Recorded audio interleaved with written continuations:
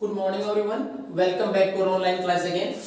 In the last class we have discussed about how the वतन जागीर turned into independent states later on. कि किस प्रकार शुरुआत में जो वतन जागीर दी गई थी मुगलों के द्वारा धीरे धीरे वो इंडिपेंडेंट स्वतंत्र राज्य बनते चले गए. अब वतन जागीर क्या थी? एक particular area to collect revenue as well as to do the military rule or to maintain the military or to maintain the army there. And these authorities were given by the Mughal Empire. Mughal empire था उसके द्वारा किसी particular व्यक्ति को शासन करने के लिए जगह दे दी जाए कि यहाँ से आप रेवेन्यू कलेक्ट करेंगे और एडमिनिस्ट्रेशन की प्रशासन भी आप संभालेंगे.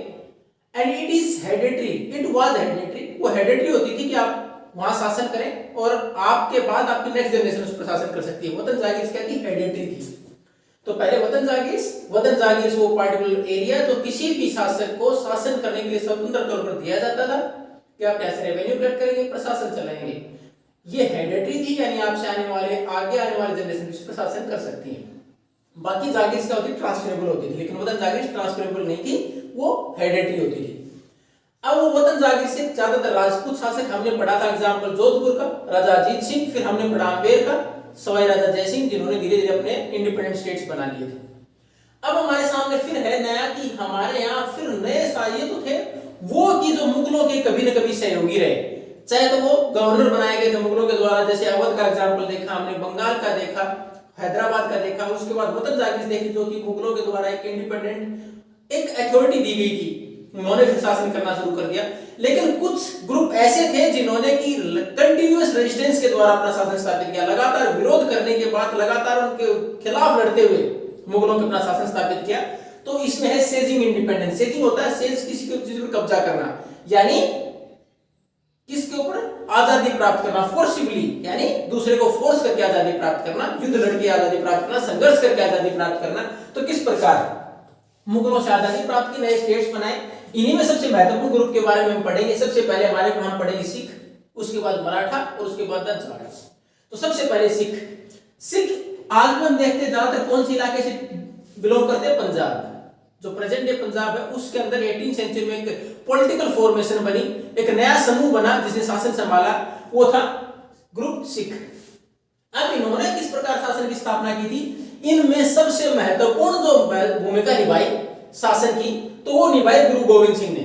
गुरु गोविंद सिंह ने एक अलग व्यवस्था शुरू की थी, एक अलग समूह की स्थापना की, जिसका नाम था खालसा, कि खालसा पंथ की स्थापना की थी.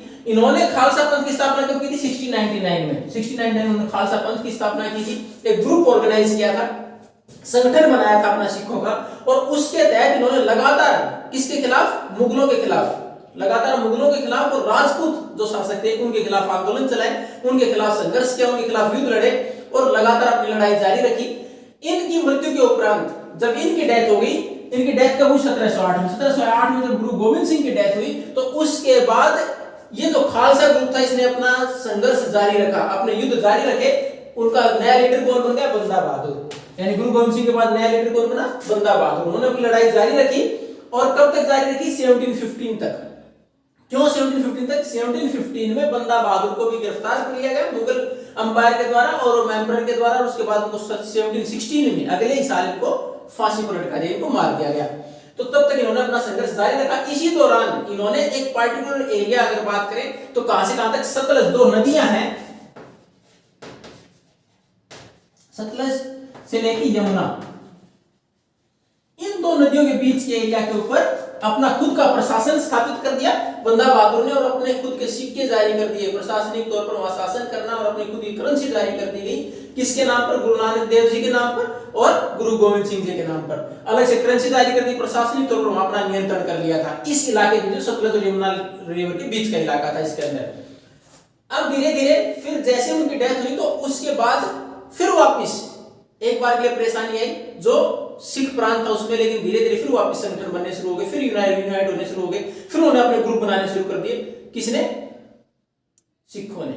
सिख जो थे इन्होंने 18वीं सेंचुरी में वापस कुछ महत्वपूर्ण शासक, एबल रूलर्स जो सक्षम थे, उन्होंने वापस ग्रुप बनाने शुरू कर दिए. शुरू में जो ग्रुप बनाया उन्होंने इकट्ठे हुए, जो ऑर्गेनाइजेशन बनाया उन्होंने सिखों का, उसको जत्था बोला गया, और later on it was called micelles. फिर उसका नाम बदल के कर दिया गया मिसल्स. तो ये किसके थे? ये सिख ग्रुप हैं. ये सिख संगठनों के जो ग्रुप है, जो सिख संगठन थे, जो सिख ऑर्गेनाइजेशन के नाम है जत्था, पहले जत्था बोला गया. एक ग्रुप ए बैंड, समूह, जिसके अंदर कि वो योद्धा के तौर पर इकट्ठे होते थे। उसके बाद उसका नाम रख दिया गया था मिशंस। तो उन्होंने वापस अपने आप को यूनाइट किया और एक बड़ा समूह, जब अलग अलग समूह इकट्ठे होते चले गए, एक बड़ी सेना बना ली, यानी एक अलग अलग ग्रुप बनाए सिखों के। उनके बाद सबने मिलकर ये लड़ने की सोची, तो उसको क्या बोला गया, पूरे ग्रुप को बोला गया दल खालसा, यानी एक एक संगठन था उसको खालसा, उसके बाद जत्था या मिशन बोला गया। लेकिन जब सभी इकट्ठे मिलकर उन्होंने अपनी एक पूरी सेना, संगठित सेना बना ली, मजबूत सेना बना ली, उसको बोला गया दल खालसा। कंबाइंड फोर्सेस को क्या बोला गया, दल खालसा।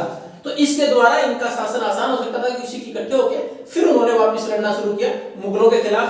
पहले तो इन्होंने धीरे धीरे जब ये इसके लिए लड़ने के लिए अपनी नीतियां बनाते तो इन्होंने दो महत्वपूर्ण ओकेजन सेलेक्ट किए। दो महत्वपूर्ण ओकेजन कौन से, एक तो बैसाखी और एक दीपावली। बैसाखी और दीपावली के ऊपर ये लोग मिलते और वहां डिसाइड करते what to be done in the next, कि हमें आगे करना क्या है। आगे का डिसीजन लेने के लिए दो फेस्टिवल थे इनके दौरान। अमृतसर में मिलते कहा, अमृतसर में मीटिंग होती थी। और कब, महत्वपूर्ण दो फेस्टिवल थे, बैसाखी और दिवाली के समय में मिलते और उसको बोलते कि उस टाइम पर गुरुमत, कि गुरुमत, गुरु की वाणी, गुरु के विचार, की हमें आगे मिलके कि हमारे लिए क्या आदेश, हमें आगे क्या करना है, तो उसमें डिसीजन लेते। अब इसके बाद इन्होंने क्या किया कि एक नई परंपरा भी चलाई इन्होंने। नई परंपरा कौन सी चलाई, जिस एरिया में इन्होंने शासन किया उस एरिया में नई परंपरा चलाई कि जो कल्टीवेटर्स हैं, जो किसान हैं, जो पीजेंट्स, फार्मर्स हैं, उनको प्रोटेक्शन दी जाएगी, उनको किसी प्रकार से कोई दूसरा परेशान न करे। लेकिन इसके बदले में इन्होंने क्या किया, इन्होंने 20% टैक्स लगा दिया उनके टोटल प्रोड्यूस पर, यानी उनका जो प्रोडक्शन होगा उसके लिए 20% जो ये शासन चलाएंगे दल खालसा है ये ले लेगा, उसके बदले में उनको पूरी प्रोडक्शन दी जाएगी। अब उसके बाद इन्होंने धीरे धीरे फिर वापस इनके अंदर इंस्पिरेशन शासन करने की जो इच्छा थी वो किसने आगे जगाई थी, हमने शुरू में पढ़ा, गुरु गोविंद सिंह ने। गुरु गोविंद सिंह ने खालसा पंथ की स्थापना की थी और इनको बोला था कि राज करेगा खालसा। इनको इंस्पायर किया कि खालसा यानी हम लोग, हम राज करने के लिए पैदा हुए, हम शासन करेंगे। और इन्होंने धीरे धीरे इस प्रकार अपना खुद का शासन वापस स्थापित कर दिया। यानी बीच में जब बंदा बहादुर की डेथ हुई उसके बाद थोड़ा कमजोर पड़ गया था शासन, लेकिन 1765 तक फिर वापस नियंत्रण कर लिया गया शासन के ऊपर। खासकर जो पंजाब वाला बेल्ट है, इसी की अगर बात करें तो पंजाब वाला जो बेल्ट है इसी की बात करें तो यहाँ 1765 तक फिर उन्होंने वापस अपना नियंत्रण कर लिया। अब उसके बाद धीरे धीरे क्या है कि अलग अलग एरिया में इन्होंने सबसे पहले तो मुगल जो गवर्नर थे उनके खिलाफ विरोध किया, उसके बाद जो बाकी मुगल शासक रहे उनके खिलाफ विरोध किया और धीरे धीरे अपना शासन स्थापित किया। अब धीरे धीरे वापस ब्रेक डाउन होने, अलग अलग समूह बढ़ने शुरू हो गए पंजाब के अंदर। लेकिन फिर वापस महाराजा रणजीत सिंह ने इनको फिर यूनाइट किया, फिर संगठित किया और 1799 में पंजाब प्रांत की स्थापना की, एक मजबूत पंजाब प्रांत की स्थापना की। तो ये था सिखों के बारे में, किस प्रकार वो पावर में है। ये लगातार संघर्ष कर रहे थे, संघर्ष करे, युद्ध लड़ा इन्होंने किनके खिलाफ, जो भी और पावर्स थी उनके खिलाफ, चाहे वो राजपूत रहे हो चाहे मुगल रहे हो, उनके खिलाफ। शुरुआत किसने की थी, गुरु गोविंद सिंह ने की थी। उन्होंने इंस्पायर किया, अलग संगठन राज्य का नाम खालसा रखा। जब छोटे छोटे खालसा, छोटे छोटे ग्रुप इकट्ठे हुए उनको दल खालसा बोला गया। पूरी सेना को इन्होंने मिलकर शासन करने के लिए आगे संघर्ष किया। सबसे पहले किसने, गुरु गोविंद सिंह जी ने।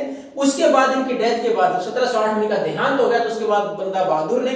और जब बंदा बहादुर को भी 1716 में मौत के घाट उतार दिया गया मुगल शासक के द्वारा, तो उसके बाद वापिस जो महत्वपूर्ण शासक, उसमें जो सक्षम शासक थे उन्होंने फिर वापस यूनाइट करना शुरू किया। 1765 तक अपना वापस शासन स्थापित कर दिया गया, एरिया भी बढ़ा दिया गया। शुरुआत में बंदा बहादुर के टाइम पर कौन सा एरिया था, सतलज से यमुना तक।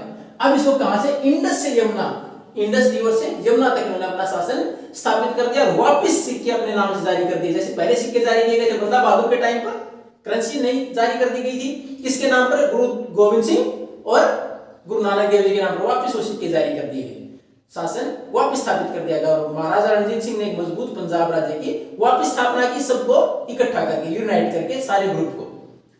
In the next class we will continue with the Marathas, how they come to power. If you have any doubt then you can ask. Thank you and have a nice day.